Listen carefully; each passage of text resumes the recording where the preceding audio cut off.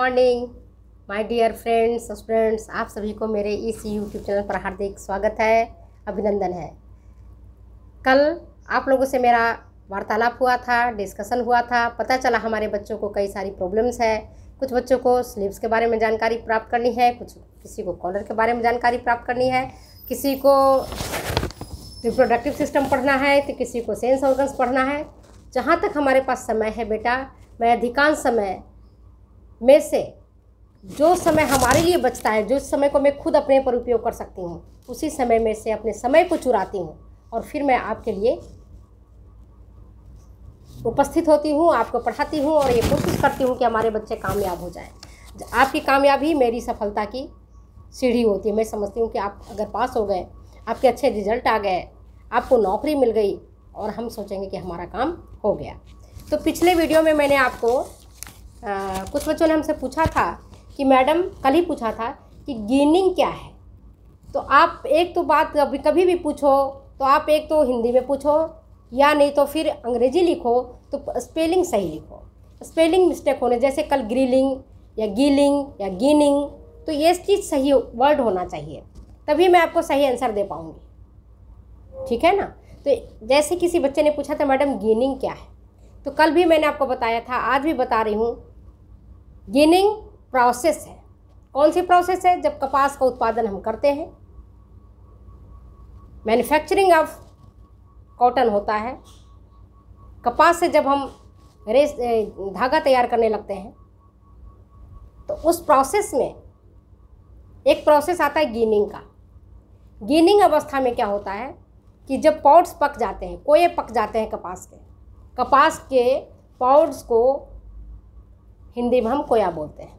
पका हुआ फल होता है वो, और उसके भीतर रेशा लिपटा हुआ रहता है बीज के चारों तरफ। ये मैंने आपको डिटेल्स पढ़ाया हुआ है।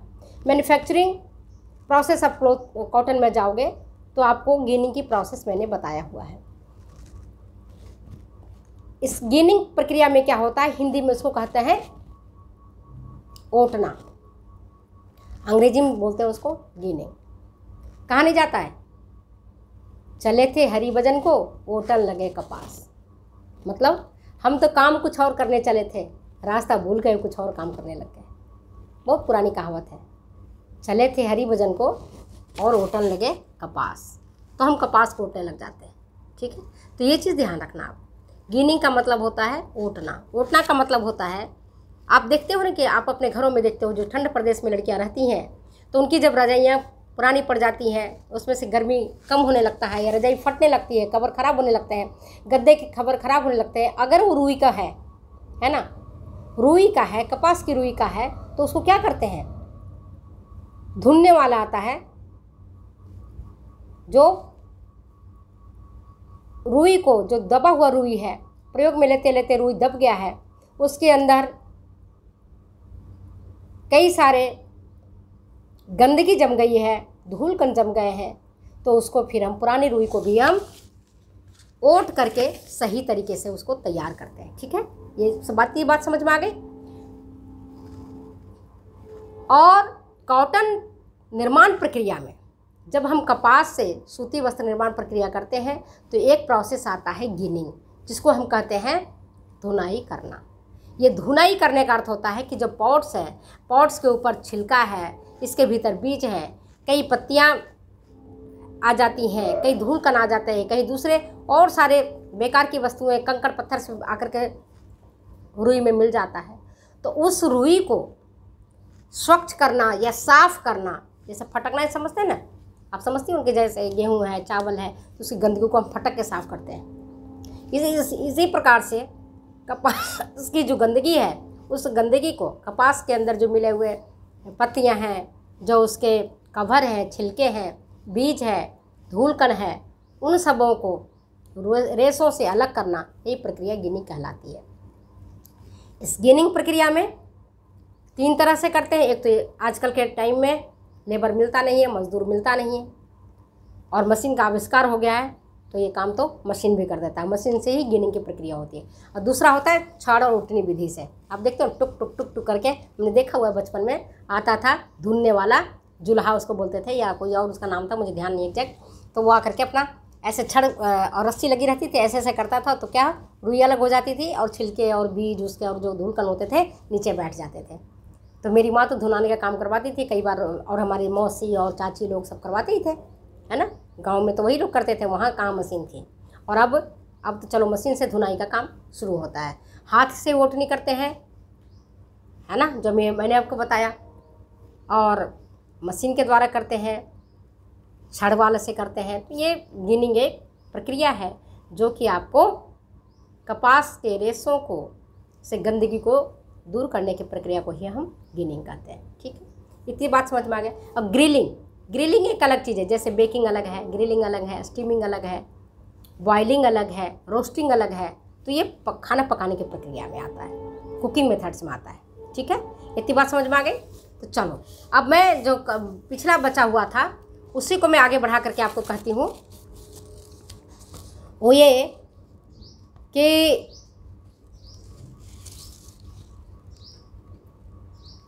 ट्रेडिशनल टेक्सटाइल्स ऑफ इंडिया और टेक्सटाइल एम्ब्रॉयडरी ऑफ इंडिया, इसमें बहुत सारे क्वेश्चंस आते हैं। इसमें हमारे बच्चे कंफ्यूज हो जाते हैं। जैसे लखनऊ की चिकनकारी है, बंगाल का कांथा है, बिहार का पैच वर्क है ना, एप्रिक वर्क, पैच वर्क, कुछ भी कह सकते हो आप। और आपके चिकनकारी काफ़ी फेमस है, इससे क्वेश्चंस आते हैं। कश्मीर की कढ़ाई से आता है, हिमाचल प्रदेश की चंबा कढ़ाई से आता है प्रश्न। तो आज मैं कुछ प्रश्नों को लेकर आपके सामने उपस्थित हुई हूँ और ये जानना चाहती हूँ कि हमारे बच्चों को कितना आता है। क्वेश्चन भी मैं बता देती हूँ, आंसर भी बता देती हूँ, ताकि आपको टटोलने में ज़्यादा टाइम नहीं लगे और आप सही सही उसका आंसर दे सकें। देखो, पहला प्रश्न है कि जब शॉल के बॉर्डर को चैन या साधारण टाँका से कढ़ाई की जाती है तो कहलाती है। जब शॉल के बॉर्डर को, मान लो ये शॉल है हमारा, ठीक है, इसके बॉर्डर को, शॉल के बॉर्डर को अगर हम चैन या साधारण कच्चा टाँका से कढ़ाई करते हैं तो उसको क्या कहते हैं, बताओ। चैन टाँके से अगर हम कढ़ाई करते हैं शॉल के बॉर्डर को तो उसको क्या कहा जाता है, ये प्रश्न हमने पूछा आपसे। मान लो ये शॉल है, इसमें ये तो मैंने दुपट्टा ओढ़ा हुआ है ना, तो इसमें जो चेन के स्टिच है वो बीच बीच में है, शायद आपको नहीं दिख रहा होगा, लेकिन उसमें क्या शॉल के बॉर्डर को अभी मैंने निकाला नहीं है, हमारे पास सर्दियों के कपड़े सब अलग रखे हुए हैं, तो मैं निकालूंगी तो आपको दिखा भी दूंगी। तो जब उसके बॉर्डर को हम चैन से या साधारण कच्चा टाँका से, कच्चा टाँका तो आपको मालूम होगा कच्चा टाँका किसको कहते हैं, आप अच्छी तरह से जानते हो, से जब कढ़ाई की जाती है तो उसको क्या कहते हैं, उसका नाम क्या है, कुछ हम आपको बता रहे हैं, आपको ऑप्शन दे रहे हैं, बूटा, कुंज बूटा, जंजीर या इनमें से कोई नहीं। कौन सा ऑप्शन करेक्ट है? करेक्ट ऑप्शन है आपका जंजीर। चेन, ये जो है ना गले में पहनते हैं चेन, कहते हैं जंजीर है, चेन, ठीक है, उसको याद रखेगा। जंजीर के माध्यम से, या तंजीर भी इसको बोलते हैं। करेक्ट आंसर क्या होगा, जंजीर या तंजीर। दूसरा है, और साल के कोने पर, अगर शॉल है उसके दोनों कोनों पर, जैसे ये मान लो हमने आज दुपट्टा ओढ़ा हुआ, मान लो शॉल, ये शॉल ही समझो, और इसके दोनों कोनों पर, इस कोने पर, इस कोने पर और दूसरे कोने पर अगर कढ़ाई की हुई हो, है ना, इस कोने पर अगर कढ़ाई किया हुआ, इसके दूसरे कोने पर कढ़ाई किया हुआ है, और गुच्छे वाली कढ़ाई अगर की हुई है जिसमें फ्लावर के गुच्छे हैं, फूल के गुच्छे हैं, तो उसको हम कहते हैं कुंज बूटा। क्या बोलेंगे उसको हम? कुंज बूटा।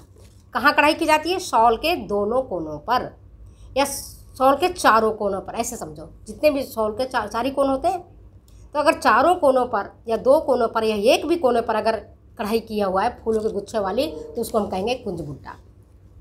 क्या कहेंगे उसको? कुंज बूटा कहते हैं। ऐसे सुंदरता बढ़ाने के लिए शॉल के चारों कोनों पर सुंदर सी कढ़ाई की जाती है। अब अभी मैंने रखा हुआ है शॉल को, निकालूंगी तो आपको दिखा दूंगी, ठीक है ना। तो आपको समझ में आ गई इतनी बात। दूसरा है, फूल पत्तियों वाले जो नमूने होते हैं उसको कहते हैं बूटा। तीनों टर्म आपको समझ में आ गया। जंजीर किसको कहेंगे? जब शॉल के बॉर्डर को हम चेन स्टिच से बनाते हैं या साधारण कच्चा टाका से बनाते हैं, तब उसको कहते हैं जंजीर। इसी प्रकार से जब शॉल के कोनों पर फूलों के गुच्छे वाली कढ़ाई रहती है तो उसको कहते हैं हम कुंज बूटा, और फूल पत्तियों वाला अगर डिजाइन रहता है तो उसको कहते हैं केवल बूटा। ठीक है। अब नेक्स्ट क्वेश्चन कश्मीरी शॉल से रिलेटेड है। अब है कश्मीरी शॉल में जब सफ़ेद पृष्ठभूमि पर, बैकग्राउंड क्या होता है सफ़ेद, हरे रंग से कुंज बूटा बना होता है तो उसको क्या कहते हैं? तो कहलाता है आलिफदार, दोकद, सेकद या तुकादार। बोलो। पृष्ठभूमि में समझते हो? जैसे अभी जो हमने दुपट्टा ओढ़ा हुआ है इसकी पृष्ठभूमि कैसी है?